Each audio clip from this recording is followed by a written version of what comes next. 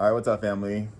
How y'all doing? Just most you know that I got in a car accident today that could have ended in a catastrophe in a totally different way. So I just wanted to send you guys just a couple of spurts and a couple of videos pretty much about my testimony and how the Lord had his hand on me today, and just something encouraging that I can share with you guys.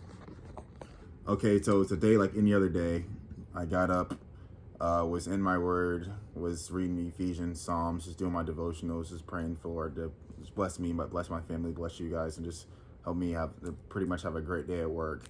So it all starts, I get up early, do my devotionals, seek the Lord, and then I leave. Obviously, like I leave for work and I'm driving. Now, mind you, it's pretty snowy. It's very snowy, dark, and the roads aren't salted yet. So the roads aren't salty yet, so it's pretty dangerous to drive in, because when you try to brake too hard, your brakes pretty much lock up. Austin, I know you probably know about this, and you living in Tacoma, and Adrian maybe. I don't know how the Houston weather is, and Dre, you live in Atlanta, so y'all don't get snow.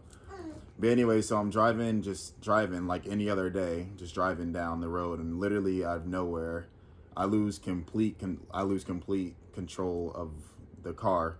And the car literally does a 360 spin, and then out of nowhere, it's driving backward. Now, mind you, while this is all happening, I am like frozen in complete shock and just pleading the blood of Jesus and just like pleading scriptures, while at the same time, our car is literally spinning in the middle of the interstate. Yeah, I meant to say I was in the interstate, yes.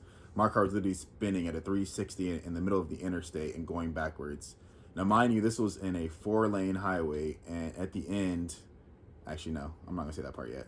But yes, this is how I know that the Lord's hand was on me. So as I'm spinning around, spinning out, literally out of control, I'm on the interstate, and it was just me. It was about like 5:30 in the morning.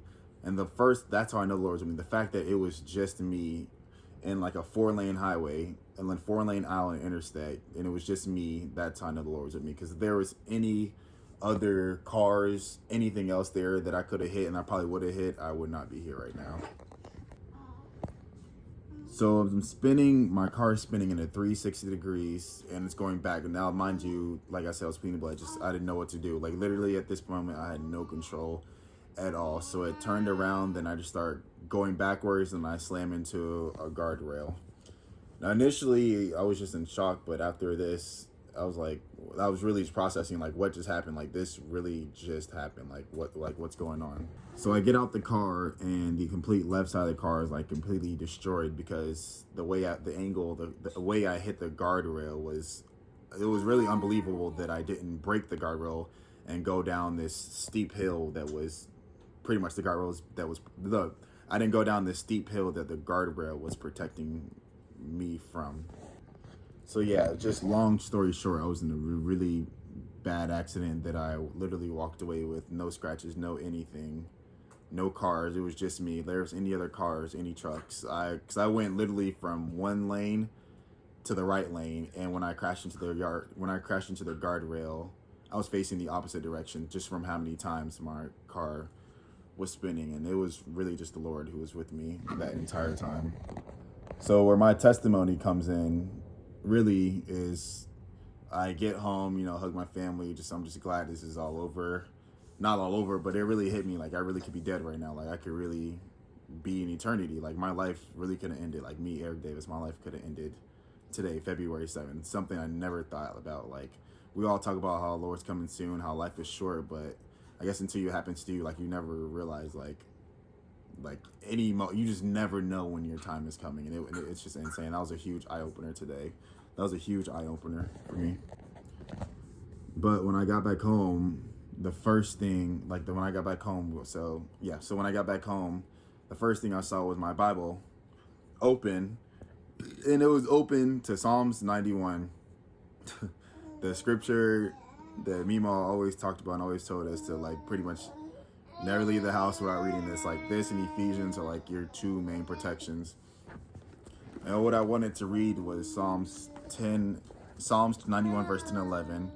Verse 10 is, "There shall no evil befall thee, neither shall any plague come nigh thy dwelling. For he shall give his angels charge over you to keep you in all your ways." So yeah, I solely believe that that scripture right there is really the reason, like that protection, that covered in that blood, is really the reason why I'm still here with y'all, and like I'm still here right now. And just want to encourage y'all just to stay rooted, stay in your word consistently, just continue seeking the Lord.